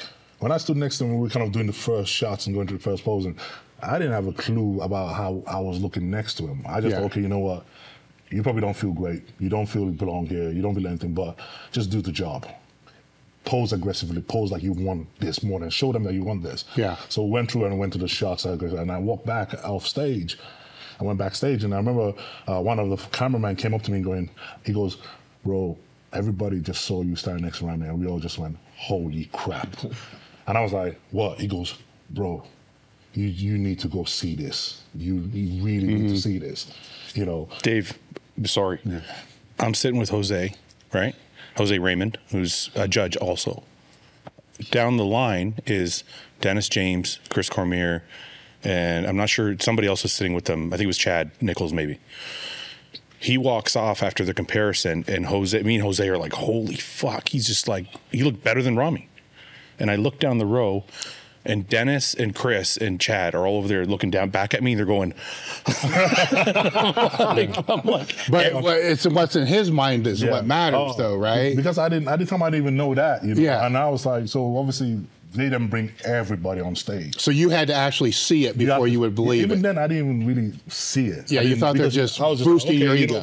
People just tell me to feel better. I was like, okay, you know what? Well, you know, if they're saying that you did good, so it probably wasn't that bad. And you know, I get it. You know, you get just enough to be like, okay, that wasn't so bad. So you walking on, we were the last two guys to walk on. You have all the other athletes already on stage, and we're walking out. And I'm looking at this just walls of muscle, everybody there, and you're walking out, you're looking at all these guys, and you're thinking, holy crap. And I remember at that point thinking, you know, if I'm in the second call out, I'll accept that. It's not so bad, you know. Come on, man. Look at this. You got my best here. So we stood there, and obviously then they start making the first call out. You know, the top guys are going to be top guys in the competition, and they call in one name, second name, third name, and then I hear mine, and automatically at that point was the first time I was like, holy crap, I'm in the first call out in the Olympia, and then I think that was the point where it was like, okay, I can do it. Yeah, you felt like you belonged. I can do this. You could see it. You could see it in his posing, because Samson he's got a specific flair to his posing and specific movements he does, and he actually has a specific like aggression when he poses. Yeah. When he got the first call out, the poses in the first call out were different than everything else. You could see the trajectory of his, and then especially when they started shifting people around. Oh yeah. When they left Samson in, like closer to the middle, he got even more aggressive, and it was like you could see the confidence like building. So for you guys, right? So not so much for him. Had his confidence gone in the show at the level it was when the show ended, does he place higher? I don't know. I know how bodybuilding fans are, so fuck all you guys. This is just a conversation we're having. I'll tell you. I think Rami being a former Mr. Olympia, they pushed him back as far as they were gonna. Like he ended up in what, fourth or fifth? Fifth. Yeah, fifth. So I think they pushed him back as far as they were gonna, because Brandon Curry was fourth, who's also a former Mr. Olympia. So they're like, you know what, this is probably a safe place to put him. And then Samson was right behind there. So I don't think they would have. All right, so then let me reframe it. How much of an impact do you think it had on his stage presence and his ability to win this? Oh man, it's everything. Oh man, because honestly, that was the time like after the Olympia. That's what I said, after the Olympia, seeing that and going off and looking back at the pictures and videos and everything else, and we kind of looked at the video of pre-judge even when then, and obviously we're working with my wife and Mel, and we looked at it and going, you look better 2 weeks before even that Olympia appearance. Yeah. Because for some reason you weren't even as your best at that. And we were like, what happened? And we sort of had to digest everything. Okay, you weren't as sharp, whatever, you know, you weren't as hard, and everything was kind of going there. And the idea of it was the idea that if I wasn't even at my best, and I could have done that at Olympia and placed that high, what happens when we actually come in at our best? Yeah. So the whole prep was literally going through my mind of actually having that thought, you know? Well, at a certain point with people, not everybody, but with people, it becomes very hard to accept compliments. Like somebody gives you a compliment and you think, you know, they're just doing this to be nice, or they're just doing this. Yeah. And it was authentic, but in your own brain, You don't think. you're like, nah, right? But then at some point that shifts. Yeah. Right? And then when that shifts, you know, your own presence, now it can shift too far, right? Yeah. You become a cocky, arrogant asshole. But even with that, I would say maybe the confidence isn't really there. Maybe that's just a facade that they're putting on for the lack of confidence. Yeah. But at some point, and this pertains to strength and conditioning, powerlifting, bodybuilding. The way I coach is the body will follow where the mind head is. is at. Yeah. And now, especially after this last weekend, I mean, I remember doing the photo shoot with you last year after the Olympia, after the Arnold, and you were like, you saying fourth, and I remember putting you aside and saying, hey man, you belong. Now that's my opinion. He has to have that opinion himself before it really carries over. Yeah. I think now he has that, and for me, like we were talking, I'm like, now from this point, from yesterday onwards, now he's so much more dangerous. Because now he believes it himself. And like you said, if you have an athlete and they walk up to 800, 900 pounds, there's a big difference. They might physically be capable, but if they believe it or they don't believe it, that can be the deciding factor. Yeah. Right? Who's the big black guy we had come to our show in powerlift? Natural guy. Ray Williams. So Ray Williams came. Ray Williams? Yeah. Ray Williams came and did a guest posing, guest lifting for us at our show. And I asked him, we were having dinner afterwards, and I said to him, don't you like, because, you know, when I lift weight, I get nervous, right? Because I'm like, it's my bodybuilding career and we're tearing something, whatever. So I asked him, I said, when you're walking up to, what did he deadlift that day? 900 pounds or something like that? On our stage, I think it was like 800. He kind of held back. He did like an 800. You want to get those. Yeah, so anyway, he did like an 800 pound deadlift or something like that. And I'm like, when you walk up to it, don't you like, aren't you ever worried? Do you ever worry you're not? He's like, no. He's like, I know I'm going to lift it when I already know I've lifted it when I walk up to it. So it's just kind of like what Ben's saying is like, that's the mindset, I think. And now that Samson has that, it's a little. I think he always had it when he was going through his story. I mean, he's in a hotel for 2 weeks. I mean, his mindset is, I'm going to figure this out. No matter what it is, I'm going to figure it out. But it's not. I've been there. I've been. Yeah. I empathize a lot with what he went through before, because it's so much self-doubt. Yeah. And you think you're constantly thinking, am I doing the wrong thing? Maybe the sport's not for me. Maybe I look good, but maybe I'll never look like them. And that can be, it can be detrimental to your entire, right? So, but then something sparks and you get a break. You keep working, but you keep working, but you still don't believe it. Yeah. You're like, what? You're like, you're like, I love this, so I'm going to keep doing it, but it's probably not for me. But then something breaks, like it did for him at the Arnold, maybe, or when he beat Nathan. And then you're like, okay, wait a minute, maybe there's a glimmer. There's a glimmer of hope. I beat Nathan. And then I took 4th. Okay, that glimmer's a little bigger. And then I took 6th at the Olympia. Now I'm fucking here. So it's like, I don't think it's like, and you can correct me if I'm wrong, but I don't think it's that you have that belief. I think you're just like, I love what I'm doing. I'm going to keep working. But I don't believe it. The point I'm saying is that the belief's there in something else, right? Yeah. So when he went to Korea, that belief was there. Like, whatever, I'm going to figure it out. 2 more weeks, whatever, I'm going to figure it out. So it's there, right? It's just getting them to understand that you can take that same belief and apply it here. I think what you're saying is something, and I think what you're saying is the belief is in the work at that point. Yeah, like if I keep working, something will happen. Yes. Yeah. Blind faith. Yes. So I guess that's a better way to say it. The faith is there, but you got to have it to connect it. You need something to click. To click it. You know, if it's never there to begin with, I don't know if you have that spark to be able to even plug in. Yeah. 6th place at the Olympia, and then now it's Arnold. That's confirmation. Yes. The payoff. That's the reinforcement. Yes. So what you saw, or what John saw, and was that. Yes. Like the outlet's there. Yeah. Right. We just got to put the piece of the puzzle in. We got to get the plug in there. Yeah. But it's there. For some people, they may not have the outlet. That's right. That's right. Yeah. You know, see someone just the way you present yourself is different. It's changed. Everything changed. The way you present yourself on stage is more confident, which is you're showing out to the judges. You know, and I think having that confidence made you that much. Oh yeah, because I remember like right after the Olympia, it's like, okay, we're doing the Arnold, and for every time I've ever done a show and everything else, I always go, okay, you know what? I just believe I can do my best, and my best will, might land, top 5, top 3. I never ever went in a show going, I'm winning it. I don't care, I'm winning it. And for the first time when we looked at the Arnold, and I actually had to stop and check my going, no, I'm not going to be. I just want to be top 3. I'll do my best at the Arnold. I'm not going to believe that more. I'm going to say, whatever happens, I'm winning the Arnold. I don't care. That's the first. I'm winning the Arnold. Did that mindset change because for 8 weeks ago there was like 6 people in the Arnold? It literally changed because you did a podcast. No. Did it change as other people started coming? He means it's a change for the worse. And what I was going to say is he did a number of podcasts with me leading up to the show. Yeah.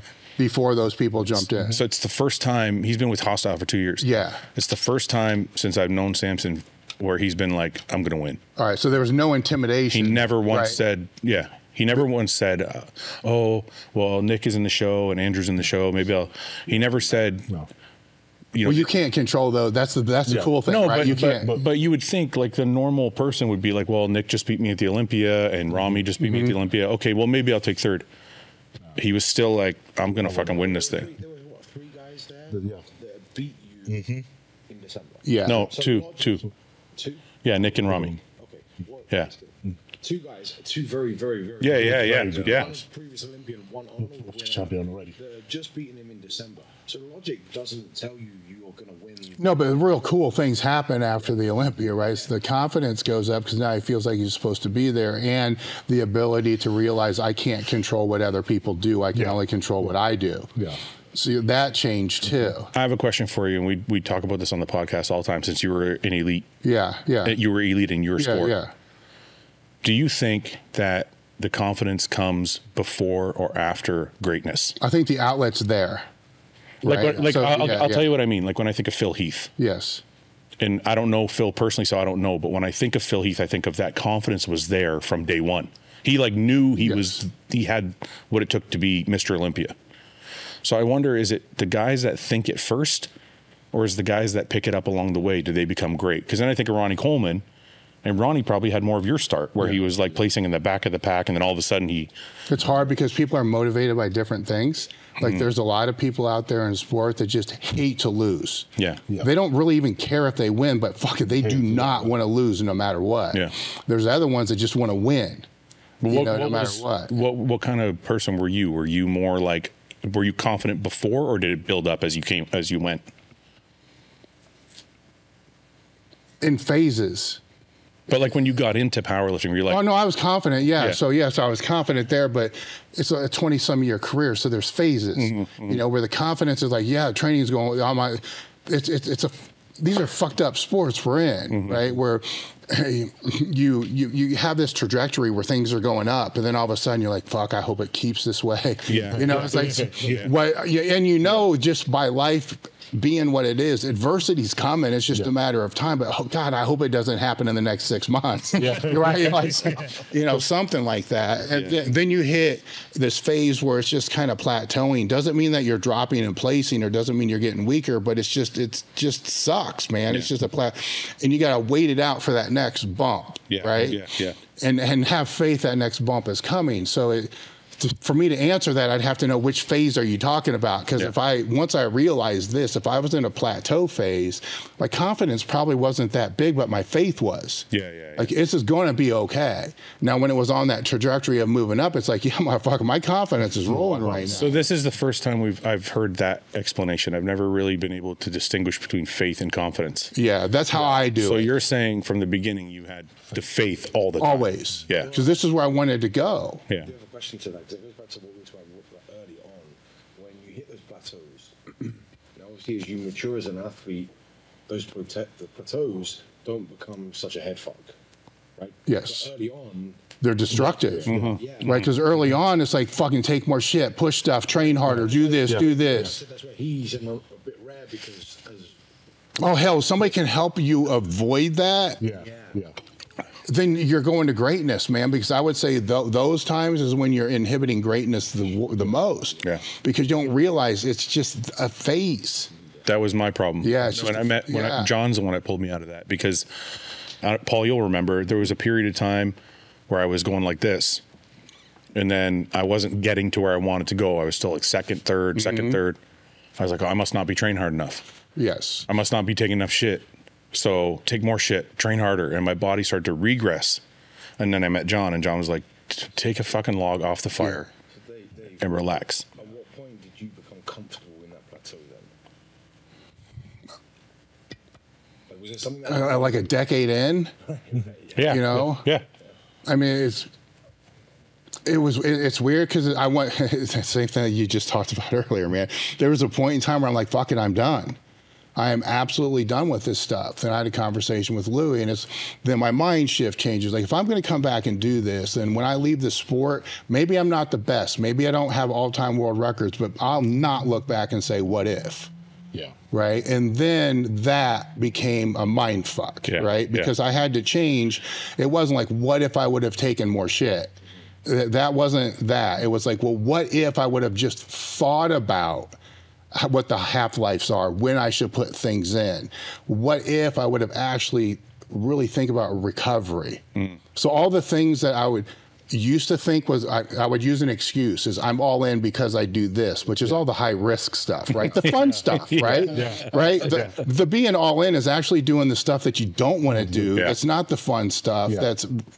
So, and especially in bodybuilding, powerlifting, everybody likes to say they're fucking all in until you ask them how much they sleep. You know, what's your recovery? You know, how much time are you spending visualization? How much time are you? These things matter. Like, oh, I don't do any of that shit. Even like the training or the nutrition, like you can outsource the nutrition and the training, but you're not dumb. You have to know enough to be able to know if what they're telling you is bullshit or not bullshit. You know, the people that say, oh no, I just let my coach do all that. So you're telling me you're not all in. Right? You haven't learned your body. You're not paying attention. Because if you're all in, you're going to be all in a position to be able to ask better coaches of the people who are consulting you. It's just an excuse. You see, that pivot change, man, I think maybe if I'm just to throw because everybody's different. If I was to throw a random number out there, a decade. of training, not at a pro level, but taking the shit serious enough that it's a high enough priority in your life that it's disruptive. Did somebody show you or teach you or tell you to ride that plateau out, or did you just figure it out? I didn't really figure that out until it was all over. Then I just kind of looked back. Yeah. See, John's the one who plugged that into my head. I just knew at certain times this is way too hard. Yeah. Like it's always hard, right? But it's like I'm pushing way too hard and not really going anywhere. Yeah. Right. Yeah. So maybe I just back off a little bit and just cruise this one out. Still do the meets, but I'm not going to worry about being all time my best at that meet. It's more important where the other one is. You know, so that, and it didn't work. You know, after a while, it's just like every time I put the throttle down, it's like, boom, boom, oh shit. That's right. I can't do that. You know, something else just got hurt. Yeah. I've been there. The separation comes from the guys that achieve and not is the discipline. Because the fun stuff is easy. Yeah, And everything is easy when motivation is high, when you're well fed, when you're strong, when there's no injuries, when you're fully gassed up, all that stuff. But it's the separation comes in the discipline to the recovery, the sleep, the other shit that you don't want to do, or that you're too tired to do, and that you know is part of the big picture to get you to the end goal. But we're also worried about the here and the now and the next week, rather than the 2 years time, whatever it might be. Well, that's where things get a little dicey too, right? Because it's, say you come into the sport, the ultimate goal would be to win the Olympia, so what happens after you do it? You know, because you say you got 6 years into this big goal that you set, now you did it. Now you did it well. Now you're like, well, fuck. Yeah. I just do it again. Like, now all of a sudden you just took like a 6-year plan, and now you have to start figuring out, what do I do for the next year? Yeah, to keep it. So it's no longer a long-term game, but you have to figure out how to make it a long-term game. I think one of the hardest things for people to do in our sports or our kind of life is when you achieve a goal that you had set out, if that's the ultimate goal, when you've achieved the ultimate one. Turning pro, it could be for some people. It doesn't have to be winning the Olympia. If it's, no matter what the goal is, when you've achieved it, it's having being able to keep the spark going to keep doing it again and again. Because once you've achieved it, you're like, okay, I did it. Yeah. And it's like, you don't really know what to do with yourself after that. No, you don't. And it takes a different kind of person to like, not just keep doing it, but keep doing it the same intensity you're doing it before you reach that goal. No, those are rare people, right? Those are rare people. And I always think it's always the people you have around you, but those rare people need to really have good people around them. Yeah, like when you think of like a Lee Haney, Ronnie Coleman, a Phil Heath, a Jay Cutler, these guys that win like 8, 7, 4, 5, Dorian Yates with 5 Mr. Olympias, like that's a fucking... It is, but like once you're the best in the world, how do you fire it back up to be the best in the world again? I don't want no one's going to take us away from me. Is that where the mindset? Well, no, no, it's not that. Go ahead. I think it's more the idea of okay, you've done one. Okay, you got to set a new goal. You got to set a new drive. You got to really pick up something. Well, I think the drive changes because now you've won this, right? So let's just say you win the Olympia. Your mind, even if you don't want it to, your mind's going to change. Like, look, now I'm the best of the best. I want to set myself up. I want to get something out of this now. Like on that climb up, you're not really that concerned. Should I get something out of this? Well, you're in debt. It's a risk, all this. Now it's like, how can I make sure that this is going to matter in 5 years, 10 years? You know, is there a way financially? So now all these other things come into the picture that weren't there before. Well, one of the interesting questions that kind of I would like to delve into Samson's mind is, what's it like going from fucking doing construction to bodybuild to winning a $300,000 check? Like that, can you imagine? Like, it's most guys are. I'll tell you what's going to go through his mind. He's going to shit when he sees how much gets taken out. Like, listen. Most bodybuilders, they're grinding out. They may never win a show, or they may win a small show, 10 grand. That's a big fucking show, man. You know, walking away with 300 grand. That's another thing altogether. So it's not really 300 grand. It doesn't like 150. It doesn't matter. It's still if you go from 10 to 150, you're still like, how does that? Have you been thinking about that at all? Oh yeah. Of course. How would you not? No, because a lot of people don't. It does feel surreal, and this is one thing where I kind of say, like, you know, because partly it's like, you know, you always go back to the same grounded space you were in before all this? You know, because I remember like one of the reasons I love you is living in the UK, and you know, as much as people say, oh, you got to move to the US. Yeah. I'm like, I don't want it because I'll get comfortable. So I can go back to that same normal house, same gym, same everything. Nothing's changed. And you go there and you meet the same people you've been meeting and training with from God when you started. So in that rock, you're still just as grounded as you are. Nothing's really changed. What if it was 10 million though? Well, now he's driving up to the gym in a Ferrari. It's Yeah, but then I think this thing is about having the people to keep you grounded. Yeah. You know, you have to have that. You have to stay grounded. I think the minute you stop, everything starts feeling too comfortable. That's when you kind of feel like, yeah, you know, I can take it easy today or anything like that. But I think to keep that hunger, you have to stay in a position where you are in that position where it doesn't feel like anything's changed. Can I tell you guys something? I wrote a post today, and I deleted it because it was too fucking mushy. But it's funny that you said that because the people around me are these guys. Mm-hmm. And this guy will shit on me every single day. Yeah, right. No matter how. I know it is, right? That's what I'm saying. Mm-hmm. These guys keep me in check. So it's like, this is what he's talking about. It's like, if the people around you aren't yes men, if they can keep you, they keep you grounded, right? And that'll happen a lot for someone who's successful. You'll be people who are kissing and this is the thing. It's going to happen more now. Yeah, but the thing is, it's almost like that whole idea of keep your circle small. You don't, you know, those people that were there before everything are still the people that have to be there when everything is there, and they're going to be there when everything is gone. So it's really understanding that and knowing that, yeah, you're going to have loads of people making no noise, but you know that you're only here because you know me now. Yeah. You didn't know me 2 years ago. You didn't care 3 years ago. Yeah. You just know me now. So as much as, you might be genuine or not, but I can't fully trust you. Yeah. Because I don't know if this all disappears tomorrow. Are you going to be here? You know, so it's that mindset and that thing we've had right from last year and everything else is going, okay, you know what? Watch yourself. I think Samson's wife is a big part of that too. Yeah. She's very, Samson's wife, Mel, is very, very grounded, and I think they look after each other very closely. And they're a very good team together. Well, out of everybody in his life, and I'm just speculating here, she's probably the only one that's going to call him out on this bullshit. No, but you know, some women, right? Listen, this is what I'm saying. Like some women, and I'm probably generalizing, so please, if whatever women are listening, don't get pissed off, but. Whatever, some women might be like, oh, he won 300K. Let's go get a purse. Let's go get this. Let's go. You know, it's like, and Mel's not like that. She's like, no, we're still working. Like, we're still. Yeah. So it's like, that's what I mean. It's not like I don't feel like when I think of Mel, I don't think of her changing or changing the way she talks to him. No. Yeah. So I think that's a really big thing to have, right, in your corner. I think the other thing as well, and it's the same across all of anyone that's in the gym that's achieving anything. We all start off for free. Yeah. We all start off because we just love it and we do it like you want to win Olympia. I don't know anyone that's trying to win Olympia for the prize money. No. There's more. The dream starts with that trophy and that title. And at some point, I mean, like I'm retired from competing, you're retired. Mm-hmm. At some point, you're not going to be able to do it anymore. At some point, you are not going to be 300 pounds and able to lift what you do and keep.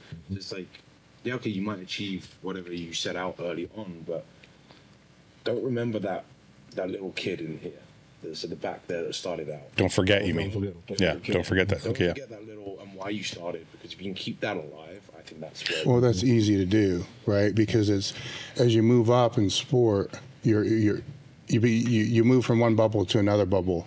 Right. Well, you guys all live in the IFBB pro bubble, right? Mm-hmm. Every show you do is a pro show, or it's a show that you're putting on. And if it's a show that you're putting on, you're the promoter. So you're in this different bubble, right? So then you see the politics of that bubble. You see the people of that bubble. You see all that. Then really quickly you forget the person that just got on the stage for the first time.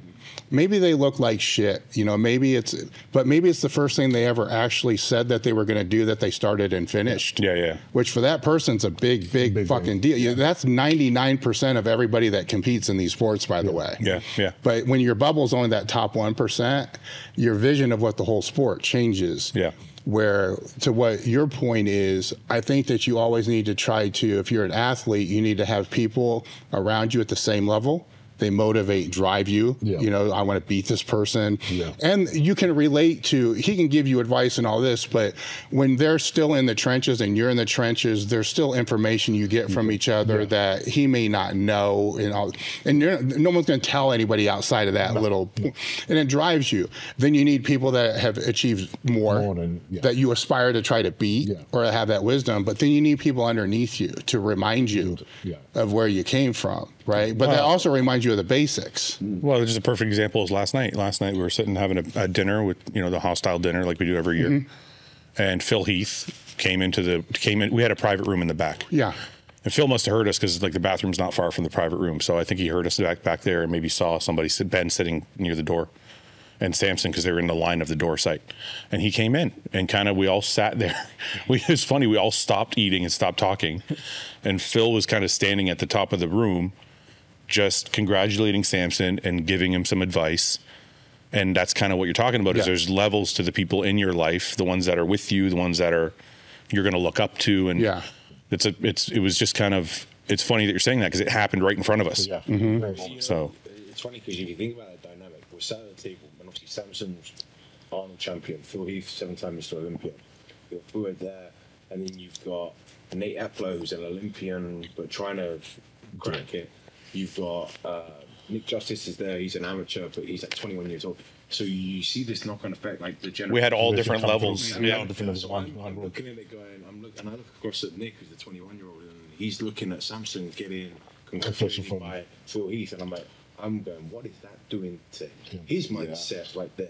He's now seeing his teammate who's just achieved that, and then one of our absolute goats walk in, do that. I mean, for me, if I was a 21-year-old kid trying to make it as a bodybuilder, and then I see that happen, that's got to light. I'm going home. I'm cranking up the dose. And well, you know, it's possible. Like, just met somebody in person. It's not on Instagram. It's not a magazine. It's like it's right here in front of you, right? And then the more you know the story of that, then the more realistic it can become. Yeah, it's a great thing. It was a crazy moment. How did that feel for you, Samson? Getting a 7th. Like, I don't know how you feel about Phil Heath, or like. Oh my God! You know, the thing is, like I said, like when I got in bodybuilding was 2014. I remember that's when I was planning on doing my first amateur show ever. And remember, Generation Iron, that movie came out literally the day of my show. And I remember Mel bought the DVD, and we sat down in her flat and we watched it before I went out to the show. And I was in awe, you know, you just going, oh my God, this is what bodybuilding can be. You know, this is what it is. I remember seeing Phil and just mind blown. Just like, oh my God, he just looked this godlike physique and everything else, and all the demeanor and the confidence. And I was just blown away by him. And even up till now, I still look at him in that same way. And so when you're kind of there and you see him walk up to you and he knows you by name, knows you almost, because I'm standing there, I'm trying to be cool and not be, not just have my jaw just drop on the floor and be like, you know, but I'm standing there going, thank you. And I'm thinking, oh my God. You know, so it really is. The night before you have Arnold give you a trophy, and then the next night it's man. Well, my question is that night when you're in bed, like everybody else is away. It's because that all goes away, right? On the stage, all that stuff, all the shit's cool.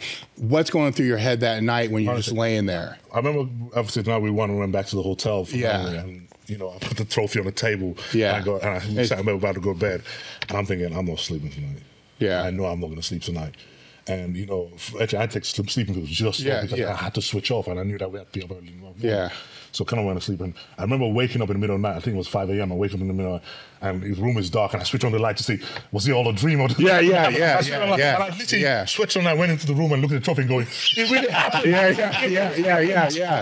my God. Like, it wasn't a dream. It actually happened. And, you know, the thing is, like you say, when you're working that hard for something, you dream about it. This is what they don't know.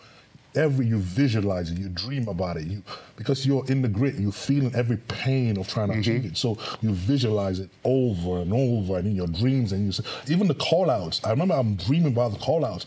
I'm dreaming about, okay, when it goes wrong, when it goes right, and I'm dreaming about it. Even when we were backstage at the finals, and we're about to go out for the results, and I remember, you know, I'm telling them, going, you know, tonight we're gonna have the results. I'm thinking, I dread that part so much. I'm dreading when they call them, they're making the awards. And of everything else, that's the moment I fear the most. Because I'm standing there and I know in my mind, I'm saying, all I can envision is me winning. But what about if it doesn't happen? What do you do then? And I just couldn't visualize what I would do if it didn't happen. And I'm sitting there and I'm thinking, okay, we're standing about to go on. I'm thinking, okay, maybe you're trying to sort of prepare yourself just in case it doesn't. I'm trying to envision, okay, that moment when it all comes falling down, what do you do? What do you do? And I'm just like, I can't think about it. I just don't know how. I just cannot see me not winning. I just, and it was just so hard to visualize. So when we were on stage and they were obviously calling out the results, and it got to that point where it was like, okay, and second place. And it feels like the whole world pauses at that moment. And that might be a few seconds for everybody. For you, it feels like hours. And you're standing there and you're thinking, oh God, oh God, oh God. Yeah. Is it enough? Is it time? Is it now? Is it time? What is going to happen in the next few seconds? And you realize you just won. And it feels like all the whole prep, all that pressure, all that dream, all that hope, all the things you think, come on, man, I can do this, I can do this. It feels like all that weight just got pulled off your shoulders. Can I ask something in that moment? Considering Andrew had just been announced third, and I had it as, in my opinion, they were going to put. You could either have Nick in first or third. I didn't think they were going to put him in second. So he honestly sat in there. Yep. What were you expecting in second? Were you expecting second or first? When Andrew was third. Actually, that was the first point that scared me a bit. Yeah. Like I was standing there and I was thinking, okay, are they going to, we're both very similar. Yeah. Are they going to have us, Nick in first and I'll be second at that point? And honestly, when you're standing there, I saw it happen. It feels like someone stuck a knife in your gut and they just twisting it. And you're standing there and it's almost feeling like, no. And you literally, that's what I mean, that moment feels like slow motion. And I'm thinking, come on, man, really? Come on, you can't tell me it's not now. You can't tell me. And then it feels like finally when you hear that, it's like, oh my God. And it's a surreal moment. There's no words can ever explain that moment when you get that confirmation that, you were right. Can I just? I know we're running close to time. I just want to say something before the podcast ends. This whole thing is surreal for me because we're sitting here and I'm watching Samson get photos taken as the Arnold champion. He's standing there with his trophy, and I'm looking around at Ben and I'm looking at Paul, and I'm like, we've come so far from the guy who was calling me from Korea, like. Having the same conversation about just qualifying for the Olympia. Now, thinking he's going to be second at the Arnold and then winning the Arnold, winning 300K, qualifying for the Olympia, like being touted as potentially the next Mr. Olympia. Like, this whole thing is insane. Like, it's like, and people message me and they're like, oh, you must be so happy. Your company's going to do well now. And I'm like, you guys have no fucking clue. It's not about that at all. Like I've been watching Paul and Ben. He's talking, and all three of us have like this stupid fucking grin on our face because we're so proud just because we've seen the journey. So like it has nothing to do with the 300K, cool, whatever. It has nothing to do with the money, it has nothing to do with the company. We're just like, we know how hard he's fucking worked, and we know what the mental struggle he's gone through along the way. And it's like the happiest moment to see him finally achieve what we all knew he could achieve. As a brand owner that has sponsored athletes for years, and as somebody that's competed for a long time, how does his win make you feel compared to when you were competing? I did it with him. Listen, I'll be No, when you, basically, how you felt last night when he won. Was the same. Yes. It was the same. When Samson won, I felt like it was the same as when I won my show. Because when we talked before, you were still struggling with your identity of being locked in, of being a bodybuilder. Listen, it's crazy what's happened this year. It's almost like because Samson has taken on the role he's taken on, I've been able to just be like, you know what? I'm just a business guy. It's like I've been able to pull my. Remember last time I was here? You're still the bodybuilding guy, right? But now you're living it through a different means. Yeah, I've noticed this changing, and you even said when you got to the hotel and we were talking because you and I were supposed to be at the meeting. Went, Ben, I'm an owner now. I'm not that guy anymore. Yeah. And he's allowed you to. But you've now seen. You see what I'm saying? Yeah. You've now seen what you were living for so many years. Yeah. You can still be a part of your life. Well, look, there's one thing I make sure not to do is I stay out of his limelight. No, I get that. Right? I'm not saying that in any way. It's different. What all that it did was, I can't even explain it. It's almost like, I know what it is. It's like I've put all my athletic stock, if you want to put it that way, into my athletes. So when Samson gets better, it almost fills a void for me. That's what I'm saying. That was there for body, but I'm not achieving anything, but it just fills You're not? Well, it fills the same happiness void of like that's achieving something, dude. Yeah. So I think the way to word it is like, because it could be misconceived as living vicariously through him. Yeah, no, that's not what it is. I think it's more handing the torch on. Yeah. Passing the baton on. It's just finding your different place. Yeah. Right? Where, everybody's going to go through it. You'll go through it. Hopefully not for a while, but you'll go through it. You know, there's this weird transitional part where some people can never figure out how to get out the other end. Yeah. Well, listen, 2022, I mean, Paul knows he's with me every day. Ben knows I call him every day. We talk almost. I went through like severe depression because I was like, I don't know where the fuck I belong. Yeah, people would be like, even Paul and Ben, they'd be like, man, you got a successful podcast and you got a company. And I'm like, that's not who I am. It was like I was almost resistant. Mm-hmm. And it's like him being great has almost allowed me to be like, you take it. You're the fucking man. I'm not the fucking man. You know what I mean? I get that, but it's helping you find where you belong. Yeah. And by the way, nobody ever knows where they belong. He don't know where he belongs. None of us know where the fuck we belong. Right? We're just all trying to figure it out. It's just in different phases. Look, all the psychological shit aside. Yeah. I proud is a fucking extreme. It's not even close to the word I can use to describe how I think all three of us feel. Yeah. Like when you see somebody and he's telling a story, we're just smiling. Like it's an emotion that is like, it's more powerful than anything. It's like it's almost like he's bringing us along for the ride, and we're just like, fucking look at him go. I said to my wife after we were walking back to our hotel room, and I was like, because I did the British finals in 2017 amateur with this motherfucker. My dad's like, he just won the Arnold. I was on stage. I had no business being on stage with him. Yeah. But fuck it. And and then we did some business together in 2018 with Luke and with you, and so it's like I've known him just to see that. Yeah. And like he lives in the town like 10 minutes from where I grew up, and just seeing that, like, so I'm just sitting there grinning for him because Paul knew it. Listen, Dave, he guest posed at our show last May. Mm-hmm. And Paul said to me, because he was already like, he took fourth at the Arnold last year. And then he had already put on a ton of size by the time he came to guest pose for us. Mm-hmm. And Paul fucking looked at him guest posing, and he's like, he's going to be the greatest. He's like, look at that.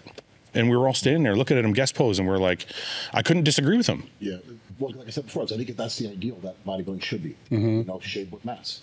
Well, getting back to like when I was going through Fouad during his career, I was a bodybuilder, an amateur bodybuilder. I wasn't, didn't have what it takes to be a great bodybuilder. But then so I shifted, became Fouad's training partner, and so I would take pride in seeing him succeed because I was along for the ride. Even though it was a small piece of that, I just felt like I was a piece of helping him get to where he wanted to be,